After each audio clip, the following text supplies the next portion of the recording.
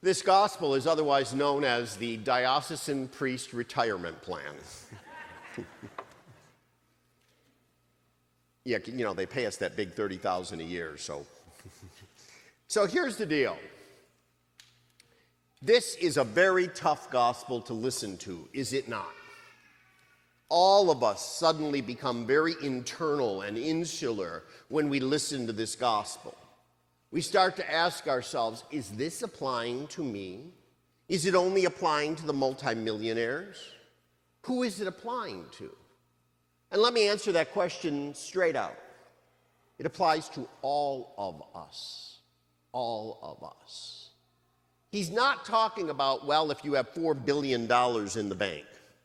He's not talking about if you have $1 billion in the bank. He's not talking about if you have $10 million in the bank. He's talking about who is your God? What are your priorities? What's your life about? What is it oriented to? What's important? What's not? The one thing I want you to note just off the beginning is Jesus, in just a few words, is more profound than you and I could be if we practiced all year. He just spits these things out, and they touch us, and they challenge us, and they beat us up a little bit. I had somebody who ran across one of my staff members and said, you know, I like Father John's homilies, but they always seem to make me think about what's right and wrong. Okay. I had someone else who wrote the Archbishop a letter 2 weeks ago. We love having Father John with us. He's a really good priest, seems like a smart guy, but Archbishop, could you tell him to stop talking about confession? Okay. Archbishop sent me a note back and said, stop being a real Catholic priest. As only the Archbishop would do, you know. He did it through his secretary, of course. So this is the kind of stuff that we have to kind of look in the mirror and ask ourselves, what is important? You know, I beat up on the school parents all the time. And got myself in a little hot water with them a little while ago, which was fine. I like bathing in hot water. And it was about, you got to take your kid to Mass. You know, if you're coming here, you're sending your kid for, you know, $6,000, $7,000 a year to go to, you know, a Catholic school. If you're not practicing the faith, that is literally money that could be very well spent on a really good cruise in the Mediterranean. So you got to follow it up because all things go home. You know, it's the domestic church at home that's important. I ran across this cute little boy this morning. He met Pluto Dog. And his dad said to him a wonderful thing. And this, you know, this is a fine young man. I know who he is, and I'm not going to tell you who he is. And he's carrying his little game device, and he's playing with his game as he's coming in. And then Pluto Dog gets his attention, and he's petting Pluto Dog. And Pluto Dog, of course, you know, you bring a little boy towards him or a little girl, suddenly, you know, he's in heaven. And so this is a mutual admiration society going on. And then his dad, who's a friend of mine, said something very profound. He probably didn't even know I overheard. You see, son, if you come with me to Mass every Sunday, you might even see Pluto Dog. I like that. That's called military action. That's called coercion. That's called bribery. I like all of those things when it brings a little boy or a little girl closer to God. That's what this gospel is about. Where is your heart? Now, one of the things, you know, people will say, you know, Father, you've made some good changes since you got here. You know, you built the new confessionals. You got a new altar up here thanks to the altruism of one fantastic, amazing parishioner. You put in a new chapel at the school, which, holy cow, you know, Archbishop said it was the nicest chapel he's seen anywhere since he became Archbishop. That's wonderful. But what are you proud of? You've rebuilt the rectory, which couldn't be lived in. What's your proudest thing? What are you happiest about? If you were to leave tomorrow, what would you look back on and say, this is what I really did for these people? The warming center. The warming center. That's what this gospel is about. The warming center. where the least of our brothers and sisters, alcoholics, drug abusers, people simply lost in life, some really smart university-trained people who just are wandering through the world, lost, discarded, forgotten about, uncared for, unloved, come to our little island, and suddenly they have a good lunch. Someone gives them a brand new pair of boots, a coat, a sweater, a hat, mittens, and more than anything, love. Love, which many of them cannot recognize. They don't see. They can't see it. We even, once in a while, we'll even have a little incident. They'll lash out a little bit. Nothing bad. Our volunteers get together. If we have to call the best police force around here, then the sheriff sends some forces in, helps us out. Nobody even knows it's happened. We have everyone that volunteers down there. We got doctors, nurses, teachers, everything.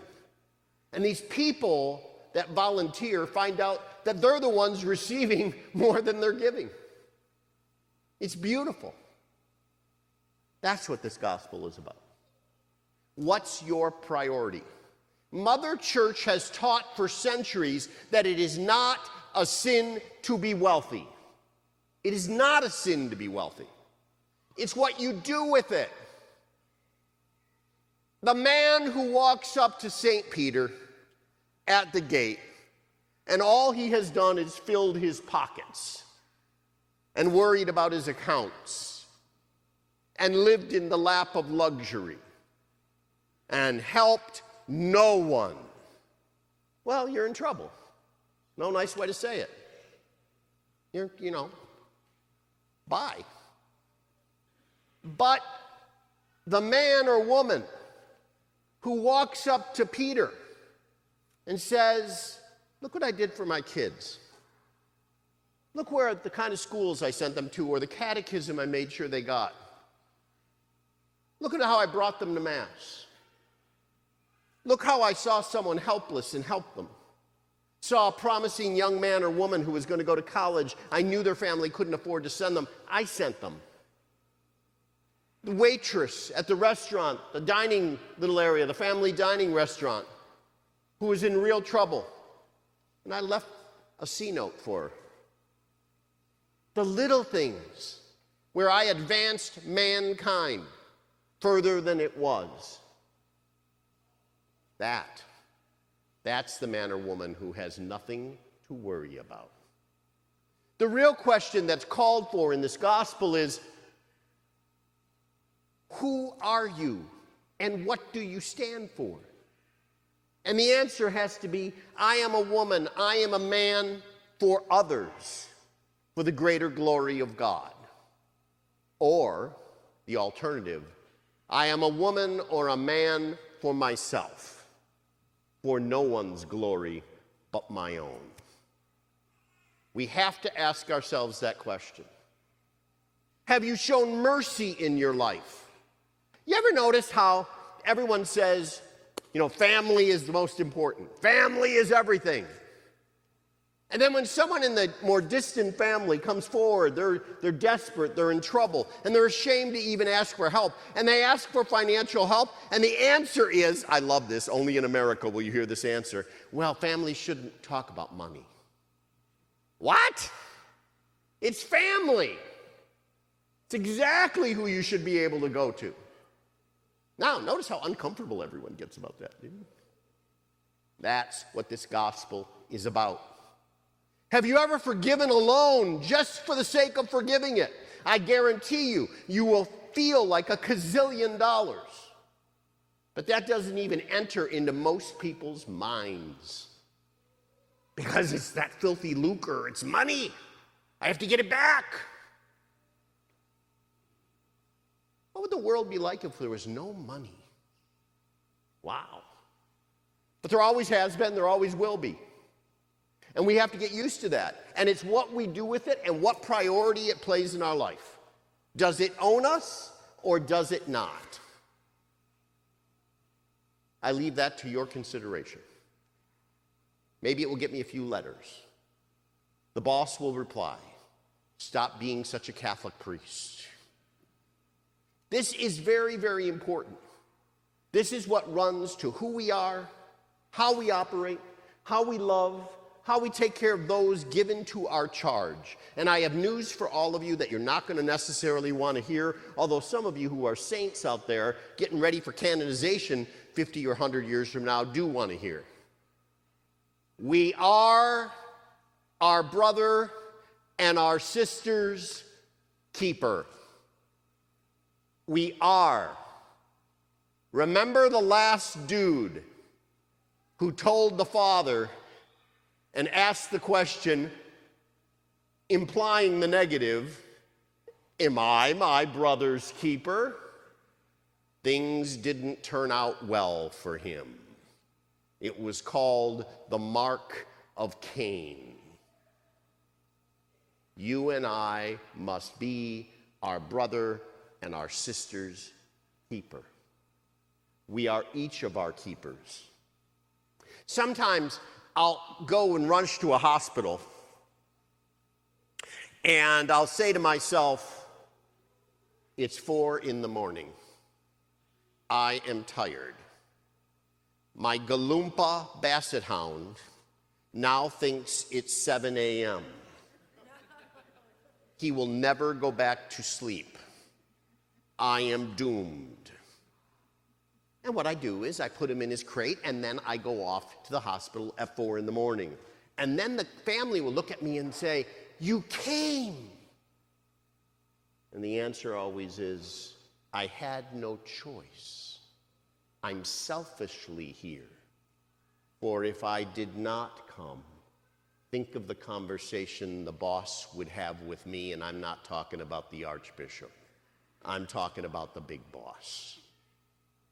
All of us must be men and women for others, as my Jesuit educators taught me in high school at UAD High, go Cubs, class of '79, be a man or woman for others for the greater glory of God.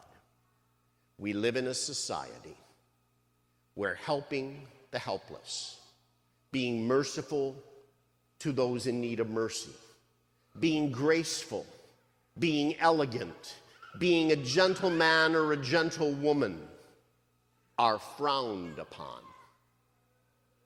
Are frowned upon. What the heck happened to us? We have to seize that world back. We have to seize back the world of politeness and kindness and altruism and mercy and love and affection. And God help us if we don't. In the name of the Father, and of the Son, and of the Holy Spirit.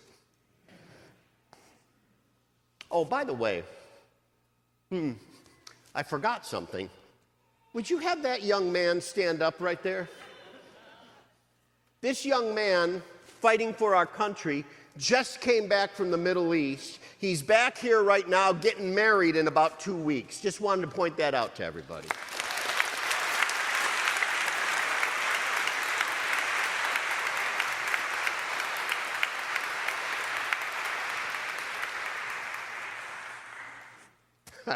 You didn't think I saw you.